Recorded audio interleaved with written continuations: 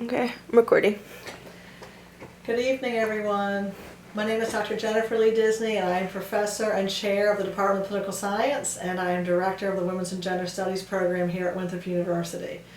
I want to apologize I cannot be there with you in person. When Malin and I first spoke about the event, we thought it was going to be on October 26th, Monday evening. Unfortunately, it's Tuesday, October 27th, and I'm also moderating a domestic violence panel this evening across campus. So I apologize that I cannot be with you. But I was so honored by Malin's request that I come and speak to you all tonight about intersectionality. And so pleased that she would ask me to do this. I asked her if we might film what I would say tonight if I could be there with you in person. So first of all, let me just thank Malin Pope, a senior here at Winthrop University, congratulate her on her McNair scholarship and her research that she's going to present to you this evening. I'm sorry I won't be there to participate in person. Intersectionality is one of my favorite things to talk about. Intersectionality is a term that was coined by Kimberly Crenshaw in her 1989 UCLA Law Journal article called Demarginalizing the Intersection of Race and Sex. What Kimberly Crenshaw was trying to do in her 1989 UCLA Law article was to look at discrimination law. And she was particularly looking at cases brought by African American women, cases of employment discrimination.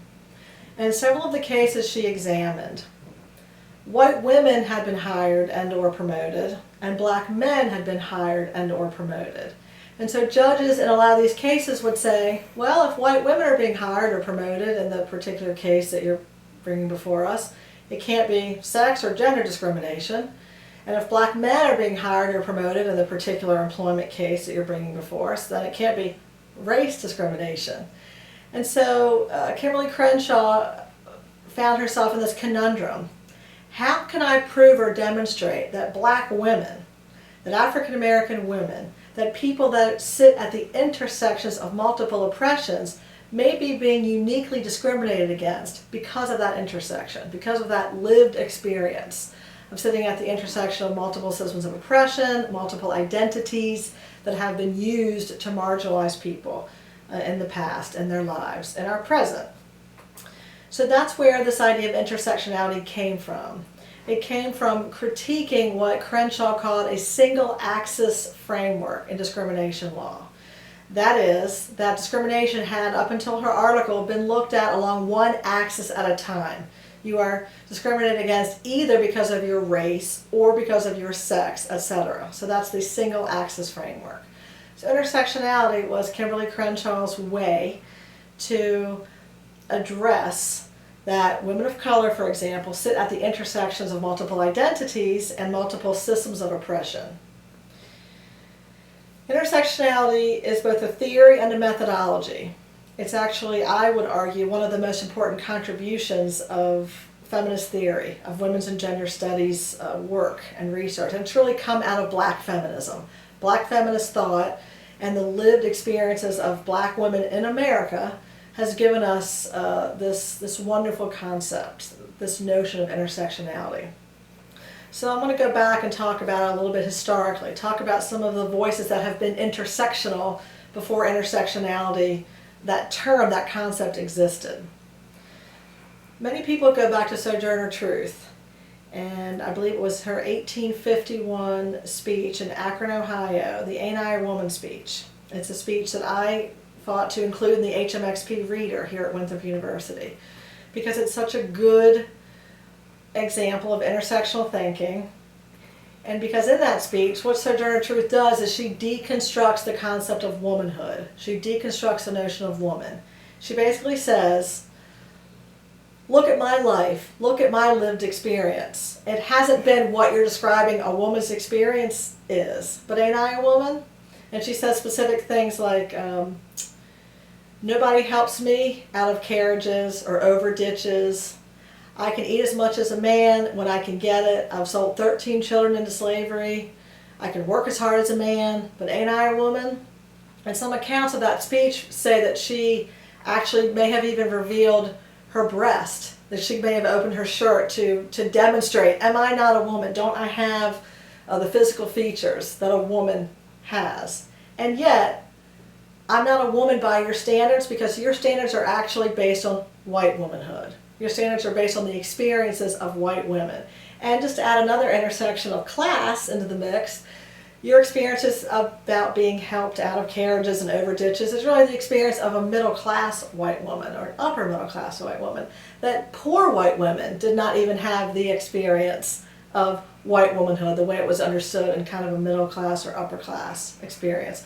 Lesbian white women or lesbians of color didn't have the experience of white womanhood, which often assumed that you were married, that you were a part of a heterosexual relationship, that you were in a traditional, maybe even patriarchal household where the man was expected to leave the household and engage in productive labor in the public sphere for a wage. And white women, or the notion of a breadwinner and a housewife, white womanhood assumed that the woman would be at home engaging in what feminists have come to call the reproductive labor of the sphere of the home and family. All of the cooking and cleaning and child rearing that takes place, often assumed and ignored for no pay, no wage, in the private sphere of the household. So all those assumptions of what Adrienne Rich calls compulsory heterosexuality, all those assumptions of a marital contract, of a productive and reproductive labor relationship between a man and a woman, that's all been very much wrapped up into what we have understood to be womanhood. And so once you start to break down that experience of womanhood from an intersectional perspective, you realize how diverse women's experiences have actually been. And you realize that you can't create a feminist movement based on what you want to see for women, because you have to ask the question, which women? Which women are we talking about? And so I give Sojourner Truth credit for deconstructing the notion of the concept of woman as actually white woman or white womanhood. And I give Sojourner Truth credit for helping us think about how we have to take an intersectional look at women's movements and feminism, and in fact all movements of emancipatory change, to truly look at them from an intersectional perspective. Take liberal feminism, for example. Liberal feminism is often understood to be about equality, that it's about women seeking equality with men. Well, a good question that anyone who subscribes to liberal feminism should ask, or anyone in the audience hearing a talk about liberal feminism should ask, which men? Which men do you want to be equal to, liberal feminists? African American men? Is that really what you mean? You want to be equal to African American men in 2015 America with the experiences of police brutality that we have seen, with the possibility that one could be stopped for a traffic stop and then lose their life? Is that the manhood of the man that you want to be equal to, African American men in America? Palestinian men. Is that the man that you want to be equal to? Men that are throwing stones at tanks in Israel and the West Bank and the Gaza Strip. Is that what we mean? So when you really start to engage in intersectional thinking, you realize that something so simple as saying feminism is a movement to make women equal to men. You realize that that sentence doesn't have any meaning until you start saying which women are going to be equal to which men. And to me, that's the real analytical leap of intersectionality theory, that it helps us think about the intersections of gender, race, class, sexuality, nation, ethnicity, ability, disability, age, etc., etc. We can go on and on. And that's one of the difficulties, actually, of truly doing intersectional research, because there are unending numbers of variables one could consider in engaging in truly intersectional research. But that doesn't mean we can't aspire toward doing it. We all know a multivariate analysis is a more accurate analysis. We know that every one of us sitting in this room right now has a gender and a race and a sex and a class and a sexuality and a nationality, etc. So there's no way that we could be summed up by any one of those identity categories or by any one of those lived experiences.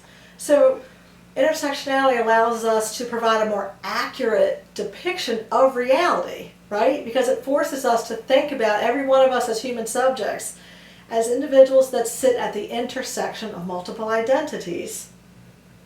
Period. Multiple identities. That's an empirical question. What's your identity? What's my identity? What are the multiple identities what are the multiple identities we inhabit, and how does that impact the way we experience the world, or our lived experience? That's the empirical aspect of intersectionality theory and methodology. And that's how, when we employ intersectionality methodologies in our research, we might actually come up with more interesting research questions and more accurate data and more accurate research findings and research conclusions.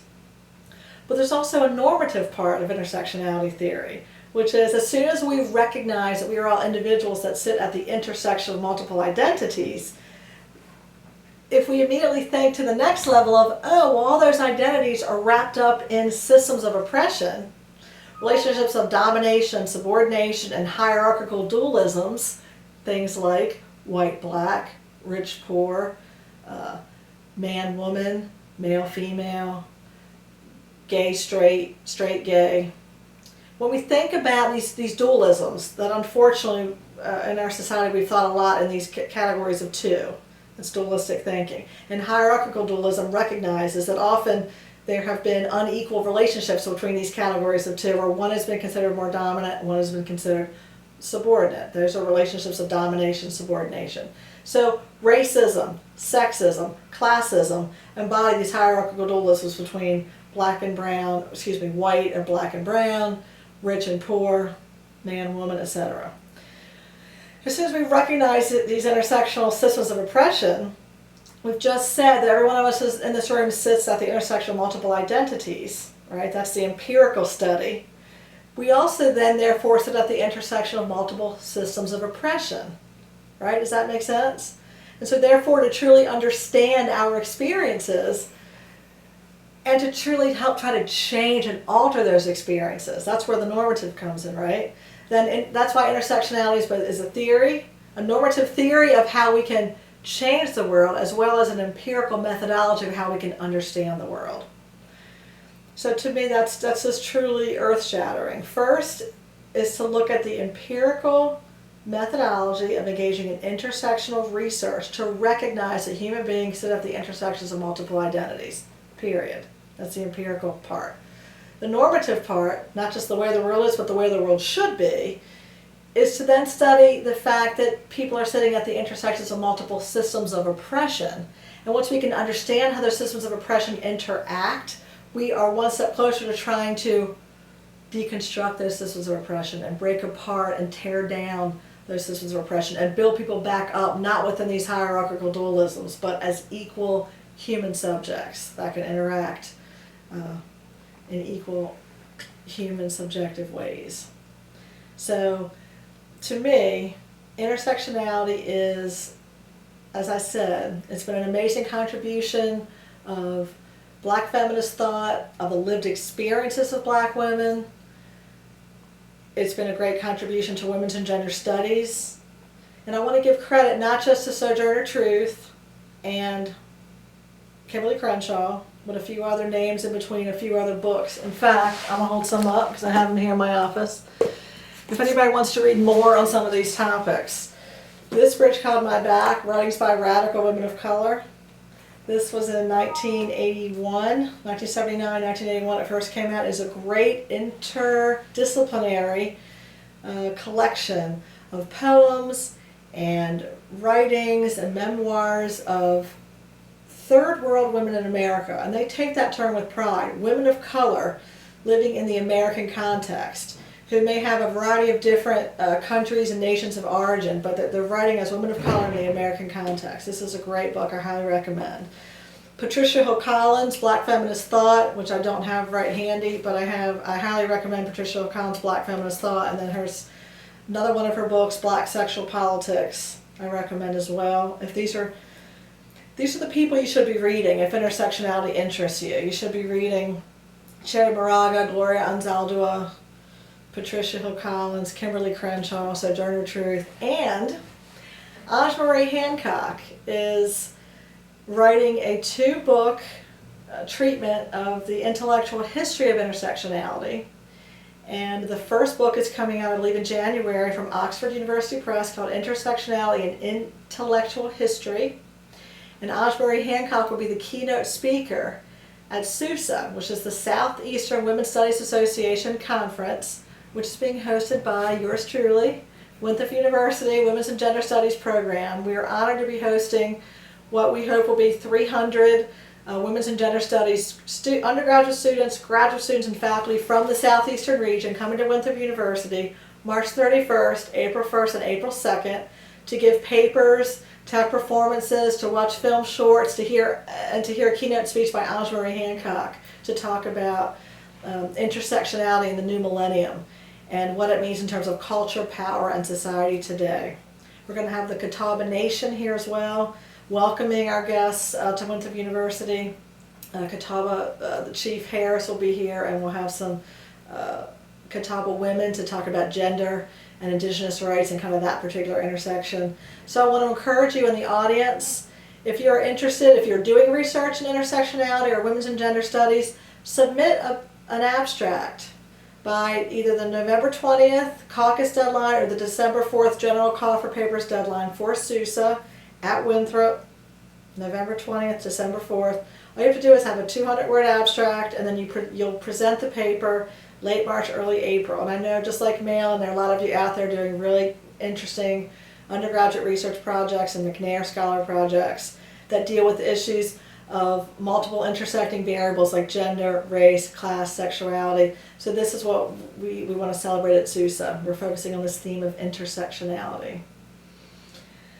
I think I hope I've said a few good things for you all to think about to help kind of lay the foundation for Malin Pope to talk to you about her particular research on black women and hair and perceptions of all kinds of things, professionalism and identity and recognition. And so I'm sorry I cannot be with you all tonight, but I really appreciate this opportunity. I look forward to seeing your abstract submissions to SUSA, and I hope you might consider a Women's and Gender Studies minor or an African American Studies minor, and taking some of the intro classes like Women's Studies 300 where we talk about these issues, or AMS African American Studies 300. Thank you all, and thank you, Malin, for this opportunity.